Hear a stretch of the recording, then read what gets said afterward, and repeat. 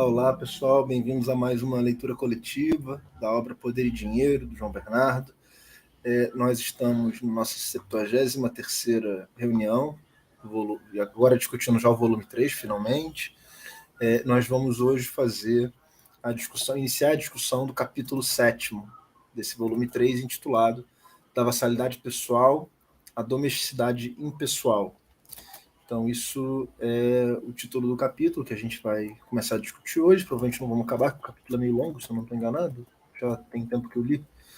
Então, a gente deve seguir aqui algumas páginas. Tem alguns elementos bem interessantes que eu queria conversar com meus queridos colegas de mesa aqui reunidos, o professor Mário Jorge e o professor Caio Schechner, meus queridos colegas. Saúdo vocês nessa tarde ensolarada no Rio de Janeiro. E passo a palavra a vocês, se alguém quiser dar o início para a discussão e tal, senão eu já faço também a primeira provocação aqui para essa gloriosa massa crítica aqui reunida. Falo gloriosa em homenagem ao glorioso que se aproxima cada vez mais do segundo lugar no campeonato, do vice-campeonato, como é de costume. Bom, cair não caímos mais. Provoca, Dudu, provoca. Provoco? Então tá. Bom, assim, esse capítulo ele tem partes que são assim muito densas, né? E algumas partes que tem aquela coisa dele de exemplos, né? Que ele vai se alongando e falando de vários casos, notas muito longas também, né? Mas tem um trechinho aqui que eu tinha separado para ler com meus queridos colegas, né? Que é o trechinho que está ali entre a 223 e a 224, né? Diz o nosso querido autor, João Bernardo. A historiografia clássica definiu a vassalidade de maneira tão restrita, baseando-se unicamente numa modalidade peculiar de algumas regiões do norte da França, que as exceções se tornaram muitíssimo mais abundantes do que a regra. É este o célebre problema do feudalismo, sempre debatido em vão. Com efeito, os elos de vassalagem tinham de se adaptar às tradições jurídicas, que não só variavam consoante as regiões, como podiam, em certos casos, entrar em conflito. E isso explica a diversidade de quadros legais em que o sistema se manifestou. Deixarmos-nos enganar por esses aspectos é como confundir um conceito e as palavras que o exprimem. E seguramente um conceito pode ser traduzido nos mais diversos idiomas sem modificar em nada sua identidade.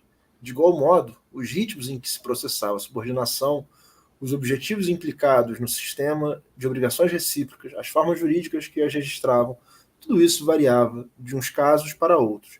Mas se ultrapassarmos tais diferenças de expressão, verificamos que os elos vassálicos foram um elemento estrutural do regime senhorial, presente em todas as áreas de soberania. Então, a célebre discussão, né, o célebre problema do conceito de feudalismo e o peso que a tradição francesa teve no seu estabelecimento, né, particularmente lá, a tese do Duby, se eu não estou enganado, da Maconet, né, Mário? Se eu não me recordo mal. E o quanto que essa especificidade francesa é generalizável, né? Então, chegou-se a sugerir para alguns que se abandonasse o conceito de feudalismo, outros que vão relegar o feudalismo a estritamente os elementos vassálicos. Aqui ele está focando nos elementos vassálicos de fato, né? Ainda que ele dê ao regime senhorial, né, ao feudalismo, digamos assim, um caráter mais vinculado às relações de dominação, exploração de classe, que ele está focando no elemento da vassalagem. Então eu queria começar retomando essa discussão que a gente já conhece de algum tempo, né? E ele fazendo essa crítica a esse problema com as palavras, né? Quanto que só aparecia a palavra certa no documento, no período certo, e aqui ele está usando de maneira conceitual, de uma forma mais interessante de abordar o fenômeno. Enfim, não sei se alguém quer comentar alguma coisa dessa passagenzinha, mas eu acho que era um bom começo para a gente entender um pouco o teor do capítulo. Não sei se o Caio quer. Nada muito para avançar, mas eu queria dizer que eu também me chamou bastante atenção justamente esse trecho que você destacou. E o capítulo em geral, né, ele tem algumas vezes ele faz observações metodológicas que eu acho que são bastante valiosas, né? Pelo menos pessoalmente, é o que me interessa mais aí do livro. E eu acho que vale a pena a gente pensar também que esse tipo de conclusão, ela só se pode chegar a esse tipo de conclusão se você se propõe a fazer uma história mais comparativa, né? Porque se você estuda necessariamente um contexto mais específico, você nunca vai ser capaz de chegar a esse nível de abstração que ele está propondo.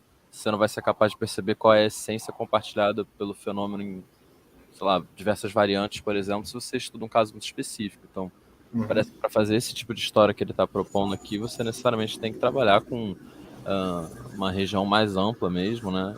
E acho que num método mais comparativo. Acho que ele, em outro momento, falou que é o único método que ele acredita ser válido para a história, não era isso?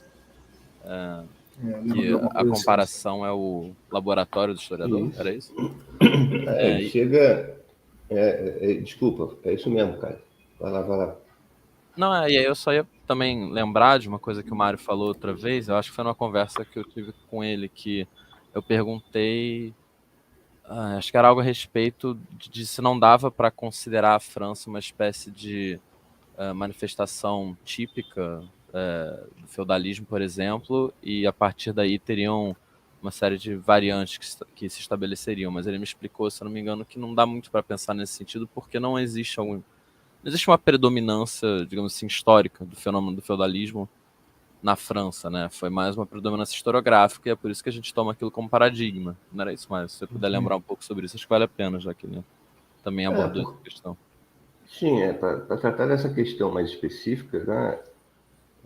A questão é que o livro do João Bernardo, o volume 1 especialmente, serve muito bem para fazer a crítica dessa que já foi uma perspectiva corrente, que mereceu crítica já há um bom tempo, né? Um volume importante de um congresso realizado na Itália, se não me engano, em 1978, que juntou vários especialistas e já com essa intenção, especialistas em regiões diversas da Europa, na Idade Média Central, né? E que já chegava a essa conclusão, que a perspectiva de eleger o caso francês do Norte como caso típico decorre apenas de uma tomada de posição de princípio, porque as variantes foram tantas, né? A diversidade foi tanta em torno de um fenômeno essencialmente característico do feudalismo, né? Que, no fundo, que você percebe que o norte francês foi apenas mais uma variante, né? Portanto, mais do que ser uma forma... Defini-lo como forma clássica, né, decorre não da perspectiva de que aquela é a forma predominante nas várias regiões e que, portanto, diminuta, ou são diminutas as variações, as variáveis regionais, em face do predomínio daquele modelo do norte, né? Ao contrário disso, quer dizer, cada região é praticamente uma região específica que manifesta particularidades, né? E sob tal ponto de vista, portanto, pretender que o modelo do norte francês seja um modelo paradigmático só se sustenta a partir de alguma autoridade, né? Da proposição de alguma autoridade que imponha ou que proponha que uma fórmula clássica do feudalismo deveria ser aquela, né? E talvez seja algo que tenha derivado muito mais da autoridade dos historiadores franceses, o Marc Bloch e depois o Duby, né? Do que do apoio efetivo, né, na transcendência lá daquela forma do norte, né? Agora, eu acho que tem também outras questões interessantes, né? Porque é isso também, a frequência com que nesse livro, para além o estudo de uma forma histórica específica, serve muitas vezes para pensar em história em termos epistemológicos, teóricos e tudo mais. Que aqui é uma questão que a gente já abordou, né?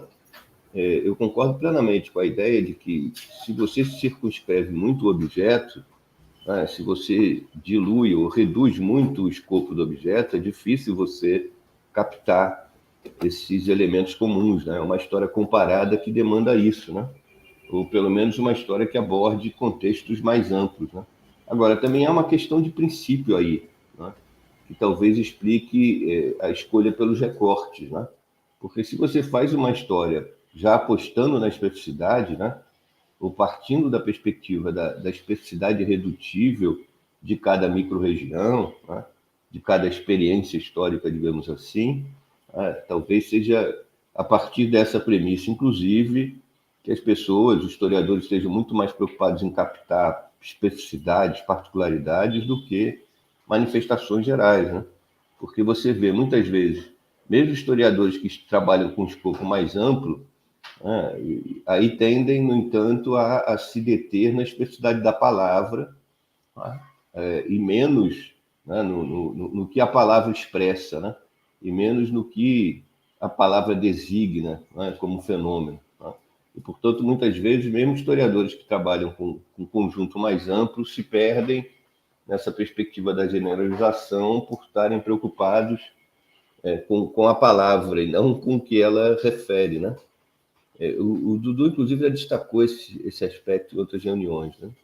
Então, chamar atenção para esse fato aí da necessidade de impor essas particularidades, buscar, não na especificidade do nome, mas daquilo que é nomeado, né, os elementos que permitem a percepção do caráter comum, ou do que há de comum em fenômenos que guardam também especificidades, né?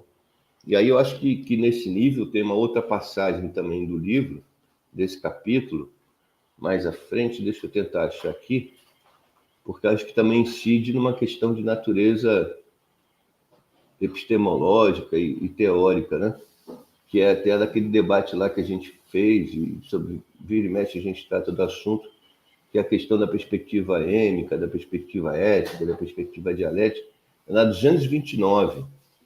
É uma página que o texto é bem pequenininho, porque predomina as notas, e aí ele fala assim, olha, as condições jurídicas na França meridional, bem como na Catalunha, que ele era culturalmente adjacente, parece implicar que uma mesma fórmula servisse às relações de subordinação e às relações entre pares. A função do historiador é desvendar essas situações em vez de se deixar mistificar por elas, né? Eu remeto para essa questão, né? As fontes compete explicitar fenômenos, mas também, de alguma forma, avançar as suas próprias perspectivas de concepção desses fenômenos, né? As fontes, via de regra, manifestam fenômenos a partir de uma interpretação deles, que já é avançada, né? Pelo menos as fontes escritas, talvez, predominantemente, operem dessa forma, né? E, portanto, está em um caso, se o historiador ficar no nível do que as fontes imediatamente manifestam, ele vai necessariamente ter uma visão circunscrita do fenômeno, a visão circunscrita que as próprias fontes pretendem expressar, né?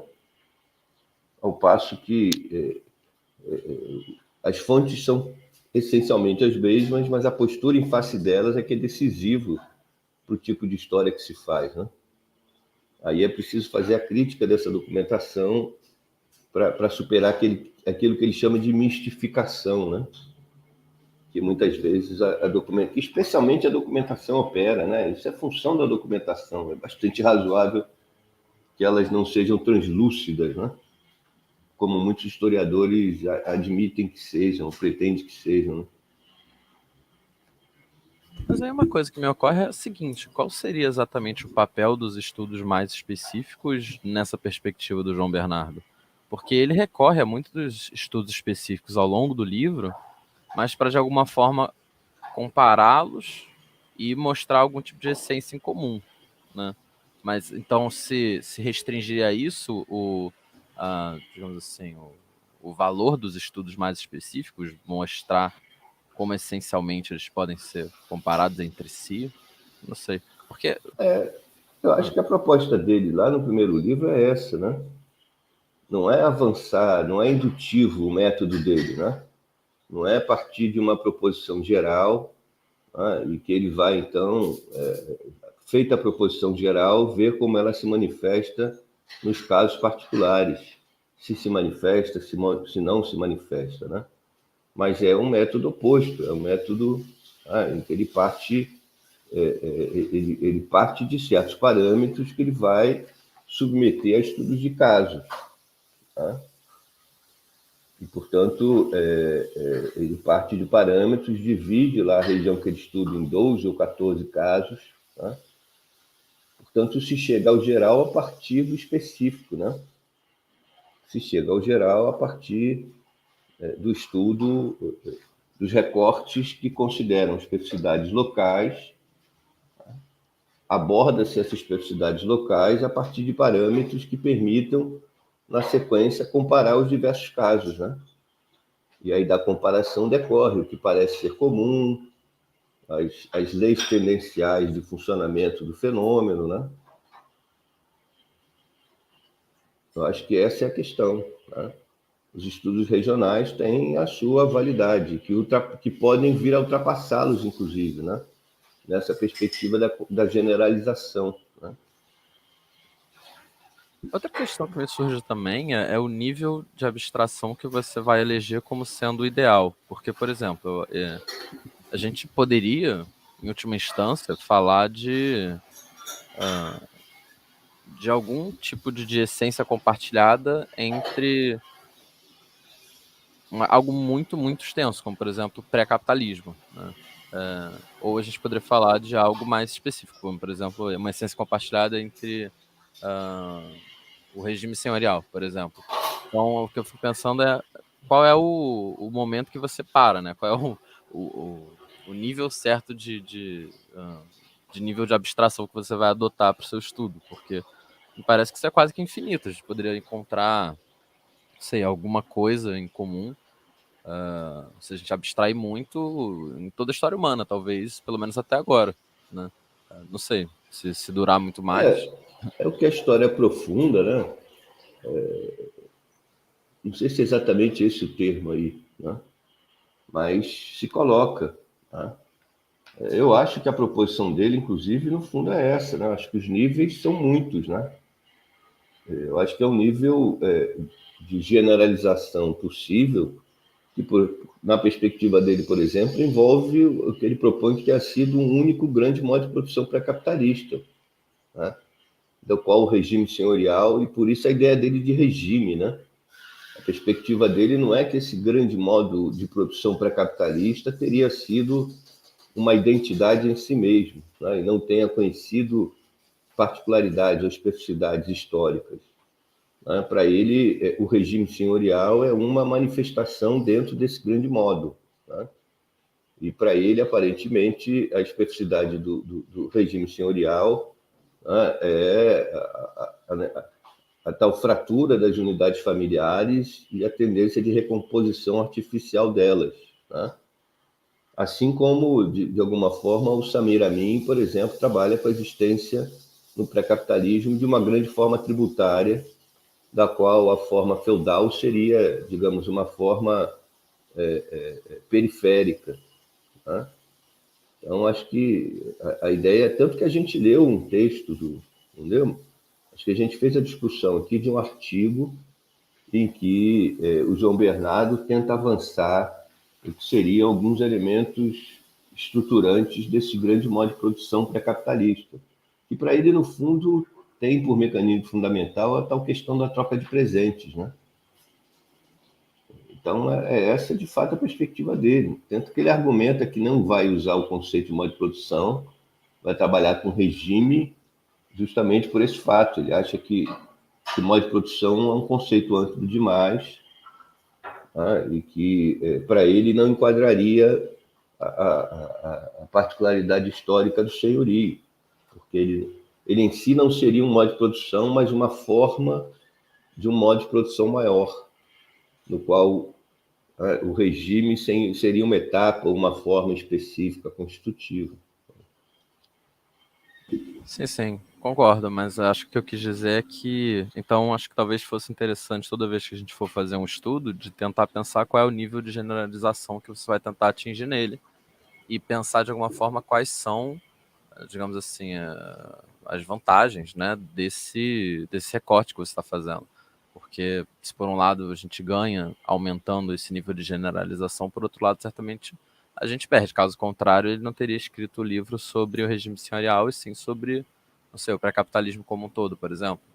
Quer dizer, Me parece que dependendo do nível de generalização a que você se propõe, você vai ganhar certos elementos na sua análise e perder outros, né? Aí eu acho que cabe ao historiador saber exatamente, ou tentar descobrir qual é o caso dele, o que ele vai ganhar.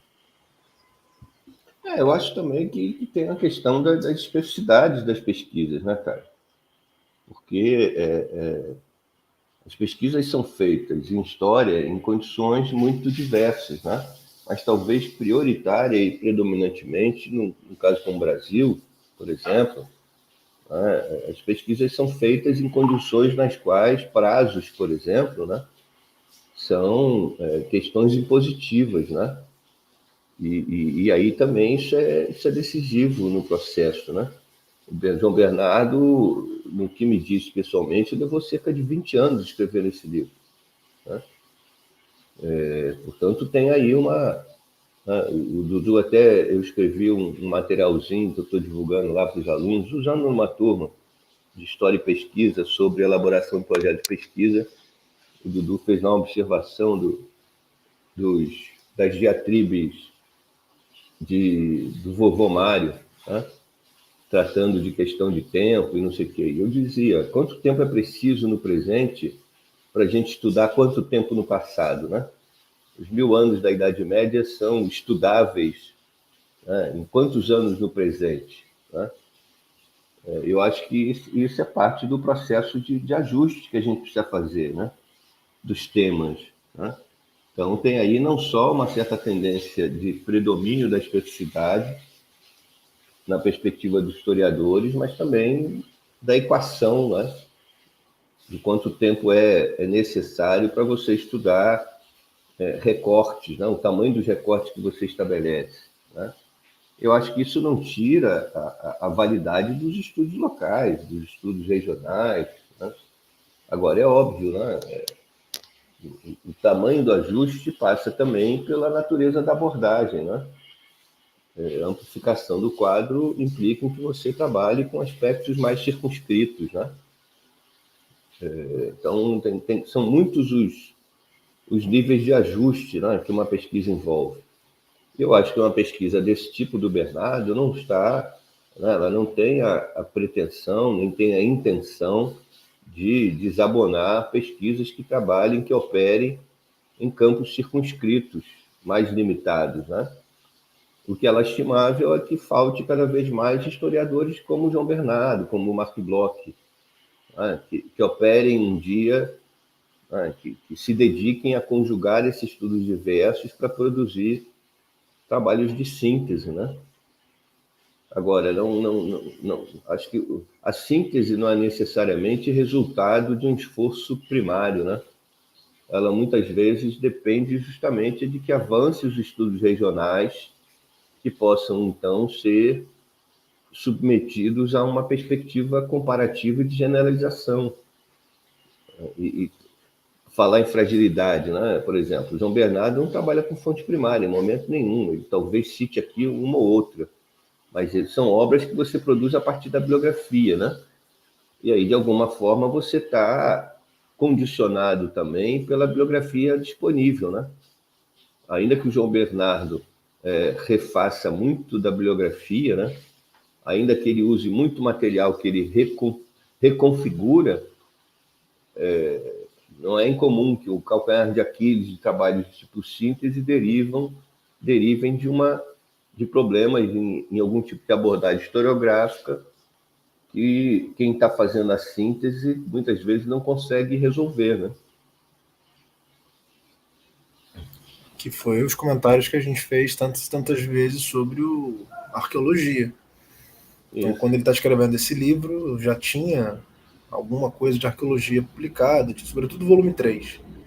Mas aí ele estava lidando com uma historiografia que primariamente acaba ali nos anos 90, quando tinha muito menos coisa acessível e tal. Agora, você tem, né? Eu não sei se eu estou equivocado na adjetivação, né? Se é profunda o nome que se dá. Mas eu tenho, por exemplo, uma obra publicada por 2 norte-americanos, se eu não me engano, que é uma espécie de uma história do mundo. Se propõe a ser deliberadamente uma história do mundo. tá? E de perfil marxista, tá? Agora, é claro, aí os caras trabalham com algumas linhas fundamentais de estruturação, tá? Que eu acho que alguns chamam de história profunda, assim, tá? Mas é óbvio, aí o recorte, né? O recorte temático, especialmente, tem que se deter em alguns aspectos circunscritos, né? Por exemplo, organização dos processos de produção, tá? Uma história das relações de trabalho, por exemplo, tá? A ideia é que você pode, digamos, se deslocar por temporalidades longas, né? Mas circunscrevendo alguns elementos essenciais de abordagem, tá? Aí é um pouco isso, a questão de escala, né? E de objetivos que você se propõe.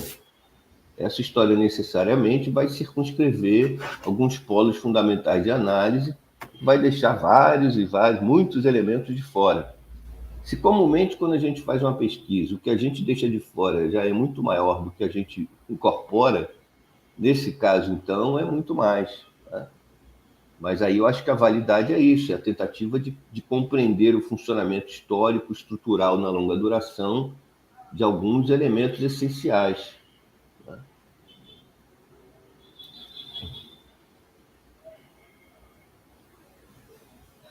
Eu confesso que isso me atrai bastante.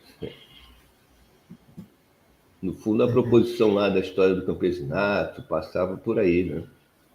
Porque é isso, né? Seria isso, né? Fazer uma história de uma longuíssima duração a partir de alguns parâmetros fundamentais, né? No nosso caso, seria a agência camponesa, por exemplo. Uhum.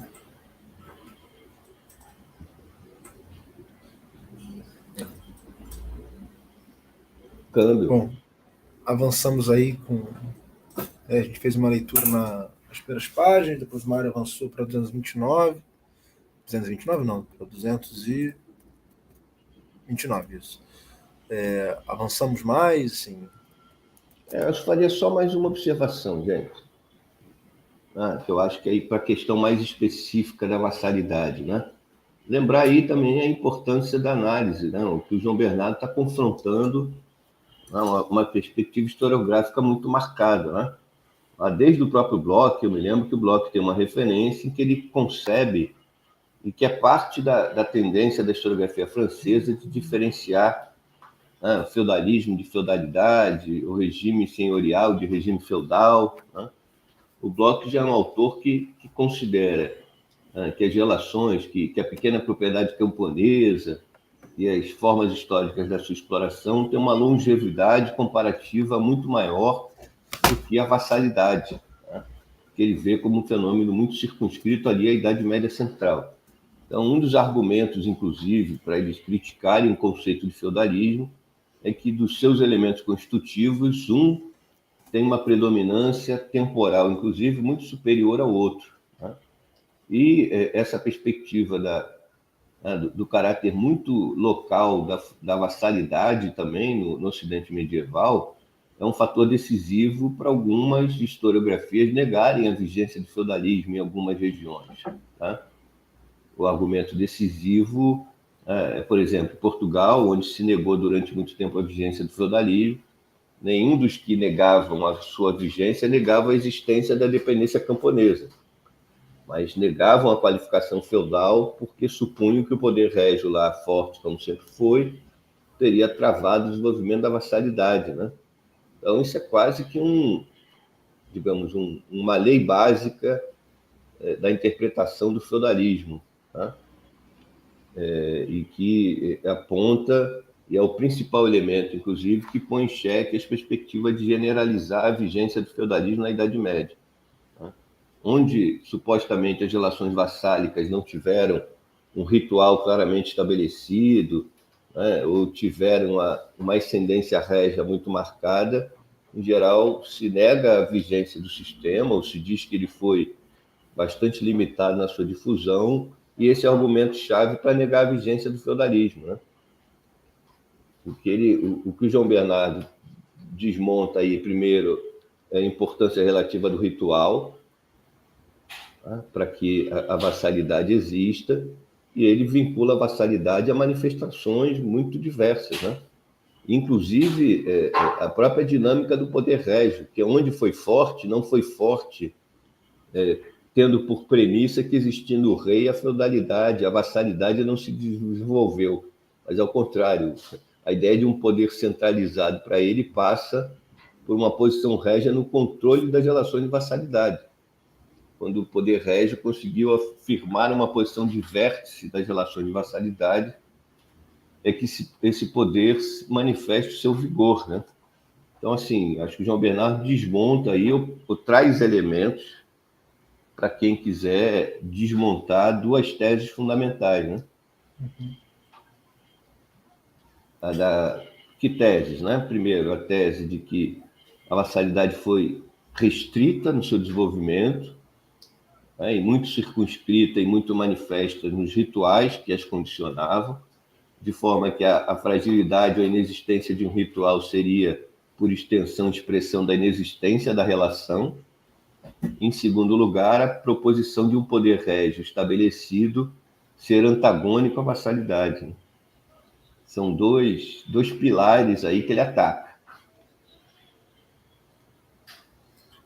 E ele avança um pouquinho mais na frente, né? Um dos elementos assim, que eu achei mais interessantes no capítulo, né? Mas já é bem mais adiante, eu não quero pular tanto.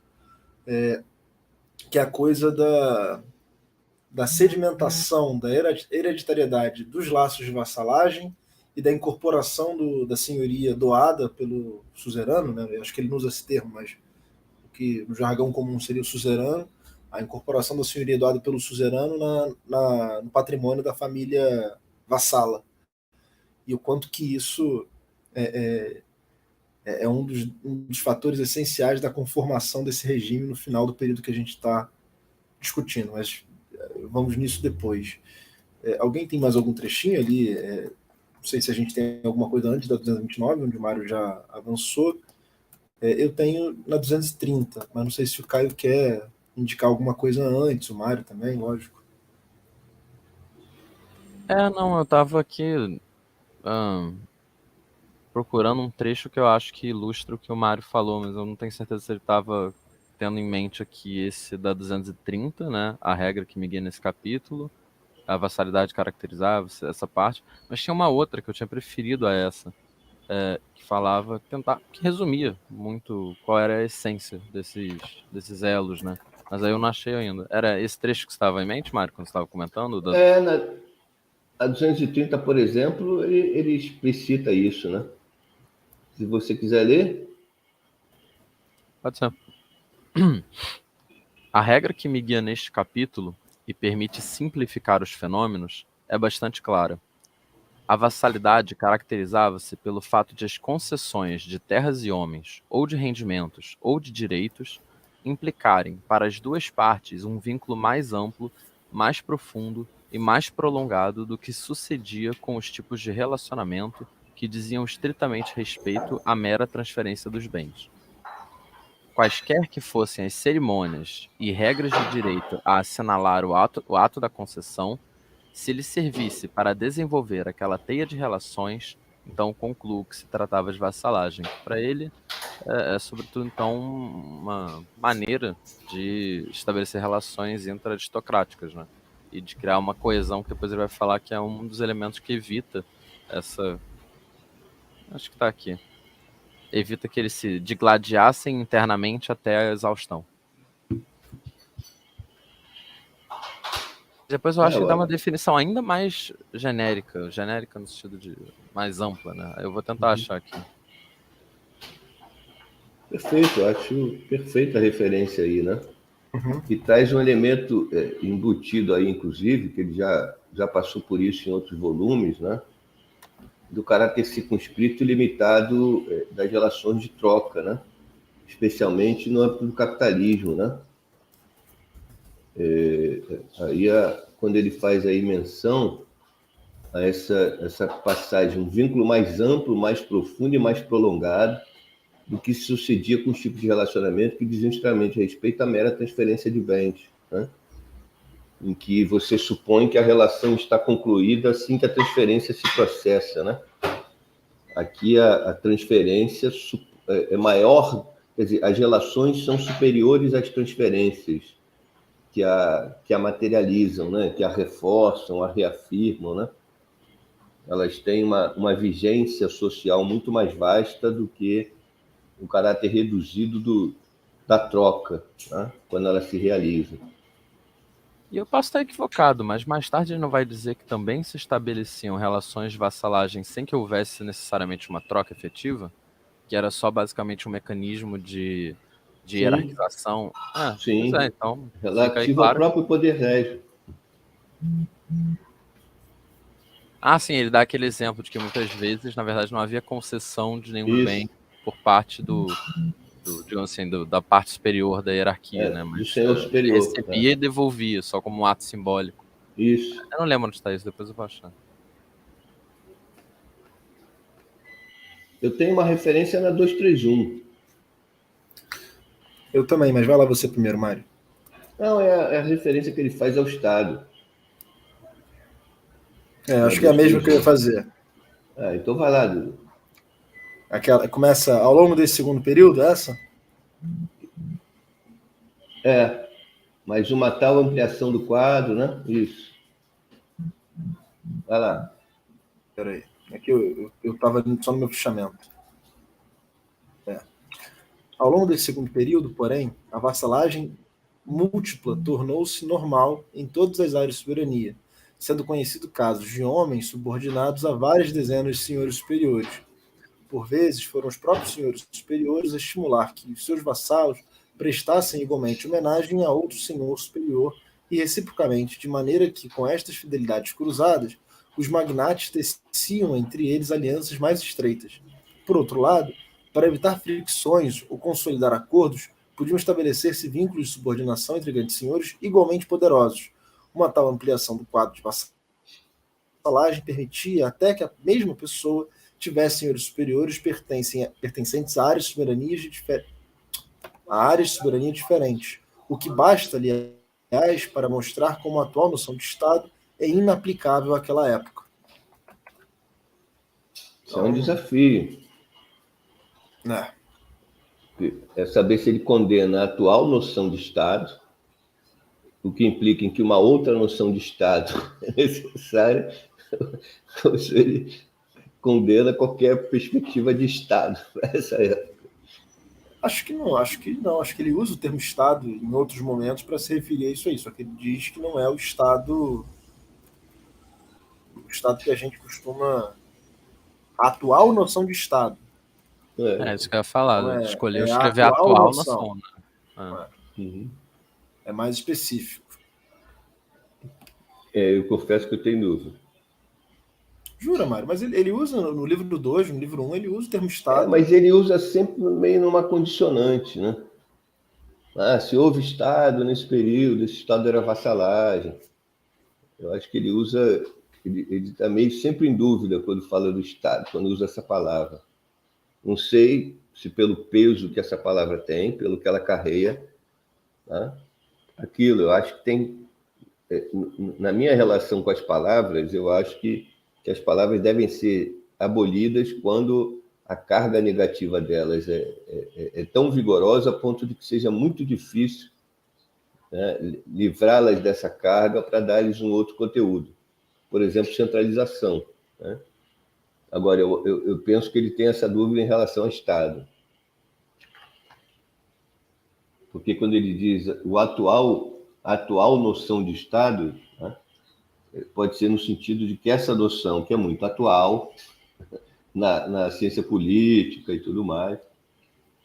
Mas, enfim, se for isso, eu discordo. Mas eu acho que... Porque se for isso, ele cai em contradição. Né? Porque ele está se prendendo demais na palavra. E não na diversidade. E não na diversidade que o conteúdo dela pode assumir. Né?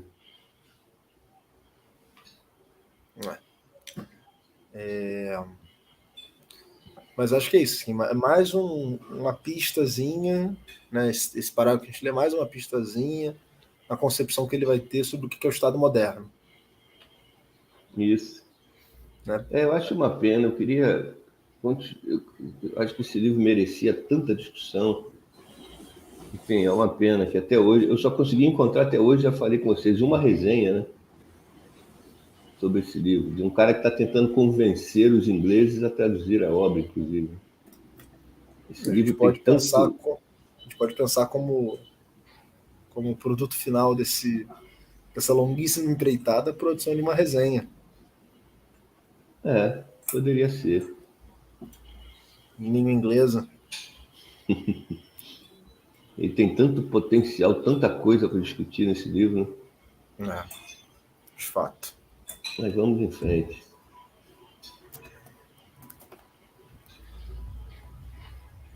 Bom, aí para mim eu tenho meio que um gap assim de referências de leitura, né? Aí são algumas anotações, tipo assim, só o que acontece em cada página, na forma como a família, a vassalagem opera como uma espécie de família artificial, e o quanto que a coisa dos senhores mandarem os filhos para morar com os senhores superiores, e o próprio rei fazer o mesmo, mandando filho para que ser criado entre as grandes famílias do reino e tal. É mais ou menos isso até ali a 240, que aí eu tenho outros elementos que eu queria ouvir de Então, vocês, trocar com vocês, mas aí eu não sei se vocês têm alguma coisa antes disso. deixa eu só então citar uma passagem na 234, que eu acho que esclarece essa referência do centralização do poder régio, né? Na 234, no meio do parágrafo que se inicia ainda na 233, ele diz, olha, logo depois da nota 40, assim, a centralização ou a descentralização das monarquias explicava o perfil assumido pelas redes de vassalagem, mas não influía em nada no crescimento numérico destas relações, nem nas tentativas de reforçar a coerência interna. Também na Catalunha, os vínculos de vassalagem se propagaram durante as décadas de crise da soberania no século XI, continuando a desenvolver-se quando o Conde de Barcelona se conseguiu impor os demais magnates e passou a usar as hierarquias da subordinação para consolidar a sua posição cimeira. Tá? Acho que é um exemplo bem explícito do que a gente estava dizendo, né? Uhum. Que o Estado aí podia não ter o controle pleno do desenvolvimento dessas relações, mas que, no entanto, a fragilidade maior ou menor da posição régia derivava da capacidade que ela tinha de articular essas relações, né? Uhum. De atraí-las em seu benefício, né? Mas era só isso, tá em frente. Eu tinha uma frase na 237 que eu queria a opinião de vocês. Na verdade, não é grande coisa, mas eu acho que já foi mencionado em algum momento. A frase no final do primeiro parágrafo da 237, que começa na página anterior. Que é só essa frase aqui. As formas da vassalidade haviam acabado por servir de quadro às próprias relações familiares.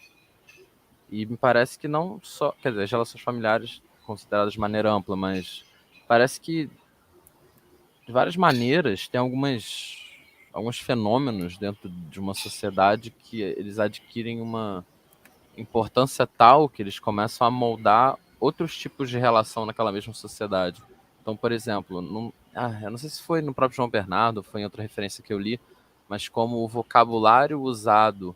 Ah, não, foi na pesquisa do seu aluno, não foi, Mário? Que o vocabulário usado nas relações matrimoniais de determinado contexto lembravam muito o vocabulário utilizado no estabelecimento de relações de vassalagem, não era isso? Isso. Mas aí eu tenho essa frase, para mim remete àquela ideia de que a vassalagem é uma relação parafamiliar, ou seja, a vassalagem é uma relação que se inspira nos modelos da família. E no desenvolvimento dessas relações parafamiliares, que se consolidam nesse segundo período e tal, vão formando essas teias, essas redes, como ele vai chamando, isso acaba por reverberar na família, no laço familiar mesmo, sanguíneo. Então, quando coisas vão se interferindo e moldando mutuamente com o desenvolvimento do processo histórico. É verdade. No primeiro momento, eu lembro que fiquei com a impressão de que existia algum tipo de predominância das formas de vassalidade que determinavam as outras formas. Mas depois ele parece fazer um porém, ou avançar mais na argumentação e concluir que é algo mais, digamos, mútuo, né? Acho que isso está no final do capítulo.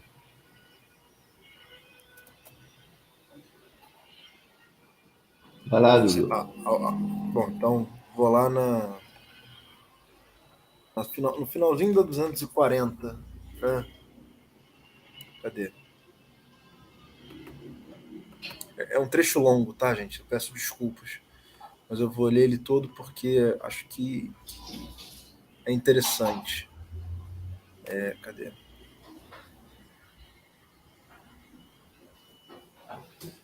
Na verdade, começa no final do 239. É nessa perspectiva das relações familiares que se pode compreender o problema da hereditariedade das senhorias vassálicas, incluindo aquelas concedidas aos subvassalos, em torno do qual têm travado debates tão improfícuos os historiadores que se limitam a uma visão jurídica desse fenômeno.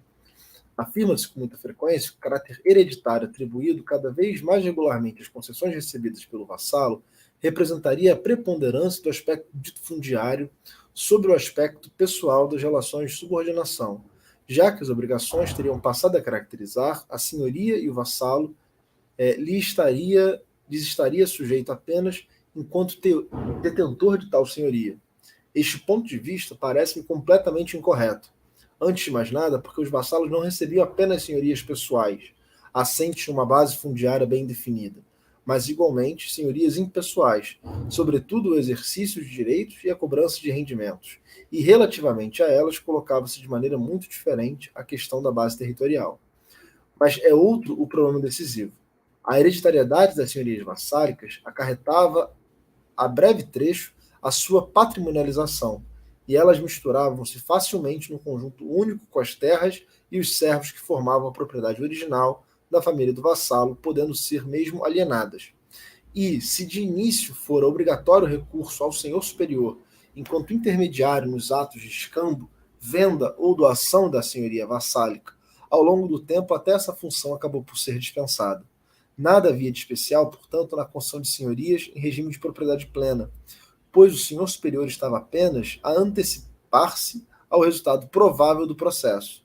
Se nestes casos o senhor superior prescindia de extensões tão vastas, de tantos camponeses, tantos direitos, isso confirma apenas que para ele era mais importante dispor do apoio de cavaleiros bem armados e do conselho de alguns aristocratas ajuizados e de administradores competentes, ou ter pelo menos a garantia de que outros aristocratas da vizinhança, mesmo que não o apoiassem, não se voltariam contra ele, do que beneficiar-se de eventuais rendimentos futuros resultantes das senhorias que havia concedido aos seus vassalos. Este foi um sistema de relações entre pessoas, e a assimilação das senhorias vassálicas pelo restante patrimônio do vassalo, em vez de conferir qualquer relevo ao aspecto dito fundiário da relação, pelo contrário, mostra que o fator humano era o único significativo, por isso se perpetuava ao longo das gerações. Só nestes termos podemos compreender a patrimonialização das senhorias vassálicas, que foi um mero corolário de uma tendência muito mais decisiva, a do caráter hereditário, que passou a atribuir-se à relação entre família do vassalo e a do senhor superior.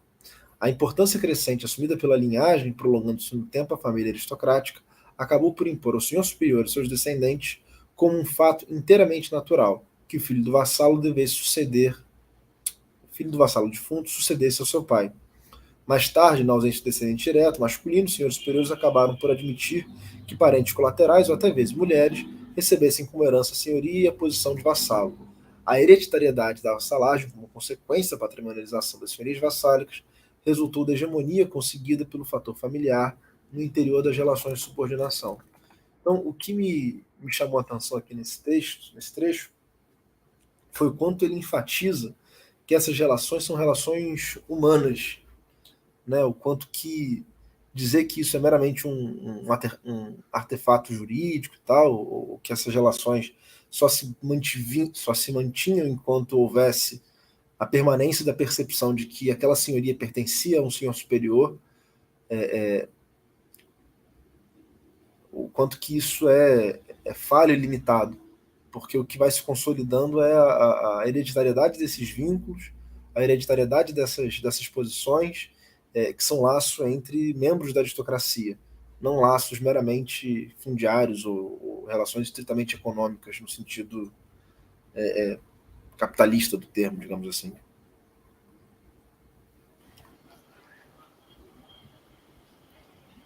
Caio, tem alguma consideração? Não, mas eu acho que isso se conecta muito com a conclusão final do capítulo, que aí eu acho que agora é inevitável que a gente fale dela depois. Do capítulo não, perdão, da sessão, né? Ele vai justamente concluir que aos poucos esses elos de vassalagem vão se tornando mais frágeis, porque eles se multiplicam a tal ponto que ficam muito contraditórios entre si, que aí o novo elemento de coesão interna da aristocracia vai se tornar justamente o dinheiro, né? É isso, né? Depois a gente pode ler para conferir, mas... Eu acho que eu só faria uma observação. Eu acho que um dos aspectos também muito importantes nessa obra como é que ele... Aí talvez venha da minha experiência em sala de aula, né? Mas como é que ele desmonta com frequência certas posturas que, quando chegam a entender a dinâmica desse sistema, né, tendem a absurdizá-la, se é que essa palavra existe, né? Ou seja, eu acho que aí a inserção em relações radicalmente distintas dos analistas, né, implica em que ou eles não consigam desbravar, ou eles não consigam, de alguma forma, fazer a crítica da sua própria posição para entender a diversidade dessa dinâmica, né, e, portanto, sequer conseguem enxergar, tão referenciado que estão pela dinâmica capitalista, mas especialmente de outros que até conseguem perceber a diversidade dessa dinâmica, mas aí tendem a achá-la absurda ou considerarem radicalmente estranha como dinâmica, irracional até, em função de uma racionalidade outra na que estão inseridos, né? Então, acho que aí a gente tem duas dificuldades. Primeiro, uma estranheza, um estranhamento que impede, inviabiliza até a percepção dessas dinâmicas, o que talvez explique aí o predomínio de uma postura êmica, né? Então vamos ficar no que a fonte diz, né? E aqueles que conseguem superar, fazer a crítica dessa perspectiva, enxergar um pouco além, mas ainda assim, ao enxergar, se mantém no limite de tentar ressaltar o quanto estranha é a dinâmica, o quanto, como eu disse, o grau de racionalidade intrínseca a essas relações. Eu falei da minha experiência docente porque tem certos capítulos que, para lidar com os alunos ficam estupefatos, em face de, mas por quê? Por quê? Como? Qual o sentido disso? Coisas desse tipo, né? E aí eu acho que não é uma qualidade menor dessa obra, né? Não só perceber a diversidade da dinâmica, como mostrar que elas têm uma racionalidade intrínseca, né? Que supera, portanto, inclusive essa postura, essa posição, né? Da estranheza, do estranhamento, né? Que eu acho que é uma postura de partida importante para os historiadores não reduzirem a história, né, digamos, não reduzirem a história a um patamar único, tá? Então, um estranhamento, uma posição de estranhamento é fundamental, mas, na sequência, a posição de entender o estranhamento e a dinâmica daquilo que gera estranheza deveria ser o movimento necessário, né? Porque senão você vai reduzindo toda história a outra, né, a uma irracionalidade que só vem justificar a racionalidade burguesa, né? Enfim, para mim é mais um ponto de sedução por essa obra. João Bernardo, eu te amo. Pronto, falei. Hashtag pronto, falei. Ok. Declarações e tudo. E aí eu acho que o caráter humano dessas relações acaba aparecendo também no trechinho logo subsequente que eu falei, que é aquela coisa dos filhos da aristocracia mandarem para os filhos para crescerem no palácio, e o filho do rei para crescer entre, enfim, como essas relações, esses vínculos, esses laços. O que é prática antiquíssima. Desculpa, Dudu, o que é prática antiquíssima. A gente hoje falou em pré-capitalismo, né? Eu lembro lá, por exemplo, os faraós, né, em guerras, em situações de guerra e conflito, inclusive, não era incomum que tomassem, né, por reféns filhos da aristocracia vencida nesses confrontos, levassem para serem formados, né? Aliás, a grande derrota romana, né, a famosa derrota de Varo lá, tem a ver com essa estratégia, né? Uhum. Armínio. Né? Inclusive, tu viu a série, Mário? Vi, muito boa, né? É. Achei muito boa. Ver Roma, desculpe meus amigos antiquistas, mas ver Roma levando ferro é muito agradável. É bom, de fato. Enfim, ainda que aquela série tenha problemas muito graves, assim, mas ela, para mim, ela é um reforço do nacionalismo alemão. Ah, Enfim, sim, sem dúvida, sem dúvida. Né? Essas coisas não são feitas à toa, né? mas também me impressionou muito os atores atuando em latim. Isso, impressionante. Viu essa série, Caio? Vale a pena. Bárbaros da Netflix. Muito boa. É, Com todos muito os seus boa mesmo, problemas, Caio. muito boa.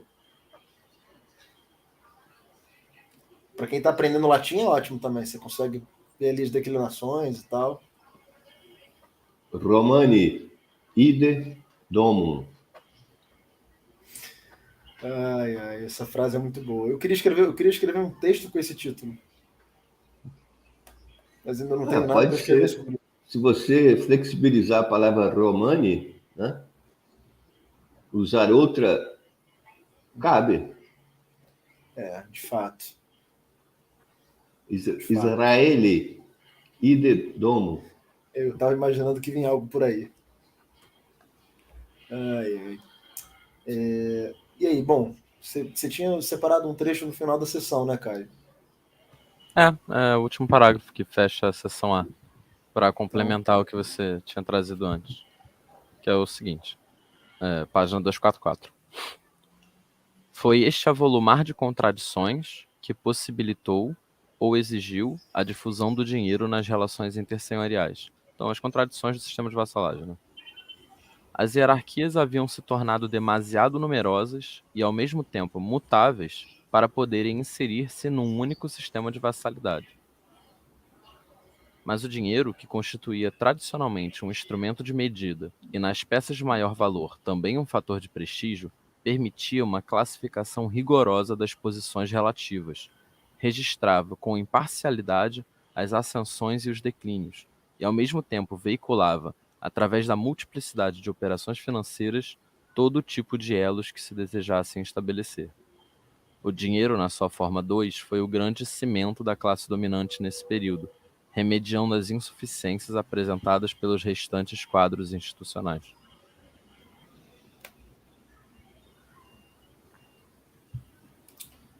e aí, a discussão que a gente tem que ter da sessão 2, né? É o que ele vai abordar na sequência. Isso. Bom, acho que a gente retoma isso semana que vem, né? Teremos que esperar mais uma semana para saber como é que a coisa avança. Suportará o nosso público? Terá ele fibra emocional para isso? Não saberemos. Terminar em cliffhanger Esperamos que assim. sim. Nosso público é forjado no mais puro aço. Não, eu espero que bom, o que eu imagino que vai acontecer é que as vendas de antidepressivo e calmantes vão explodir, vão estourar nos próximos dias para que nosso tão vasto público se contenha na sua ansiedade. A gente mesmo opera contra o público, a gente incorpora o público na bancada. Caio já foi um dos nossos públicos mais frequentes. Foi mesmo. Aí a gente. É Diogo. isso. É isso, o público vira bancada. Muito bom. Tá certo. Bom, é isso, meus queridos. Então, vou encerrar aqui a gravação para gente e para o nosso vasto público. Até semana que vem. Aquele abraço.